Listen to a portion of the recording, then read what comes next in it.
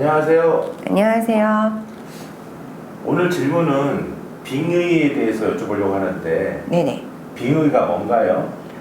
빙의 뜻을 사전에서 찾아보면 다른 것이 몸 또는 마음을 기대는 것 혹은 영혼이 옮겨붙는 것, 그러니까 더 쉽게 말씀드리면 귀신에 씌어졌다라는 뜻입니다.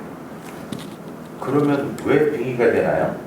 빙의가 되는 이유는 되게 다양한데요.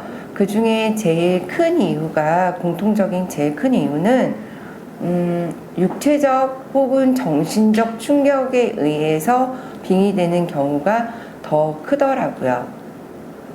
예를 들어 어렸을 때 부모에게 학대를 당했거나 아니면 청소년기에 아이들한테 왕따, 따돌림, 학교 폭력을 당했다던가 아니면 성적으로 인한 폭력을 당했다라든가 또는 믿었던 친구나 믿었던 사람에게 크게 배신을 당하는 경우가 제일 대표적인 예예요. 그러면 빙의가 되면 어떤 증상들이 있나요?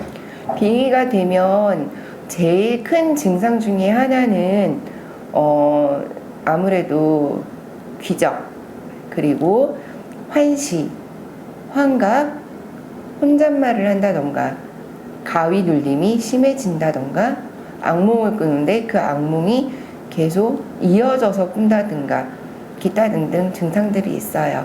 구체적인 증상이 있나요? 육체적인 증상으로서는 병원에 갔는데 이유 없는 병명을 알 수 없는 그런 육체적인 증상들이 제일 많이 나타납니다. 그러면 빙의가 되면 한 영혼만 들어가나요? 아니요. 빙의가 되면 한 명의 영혼이 아닌 되게 여러 명의 영혼들이 결집해서 들어오기도 하는데요. 그래서 정신과에서는 해리성 장애로 불려지기도 합니다. 근데 무속의 눈으로 보면 엄연히 정신적인 병과 그리고 저희가 말하는 빙의 증상은 확연히 차이가 있습니다. 그럼 빙의 현상을 제거하려면 어떻게 해야 되죠? 빙의 현상을 제거하려면 제일 좋은 건 이게 빙의 현상인지 정신적인 문제인지 정확한 판단이 필요한데요. 무속인 분들을 찾아서 선생님들하고 상담을 하는 게 제일 중요한데 대부분 무속인을 찾은 것보다는 병원을 먼저 선택하게 되는데요. 그렇게 되신다면 병원에서 처방전을 주는 약과 선생님과의 상담을 통해서 개선이 되는지부터 먼저 확인을 하시고요.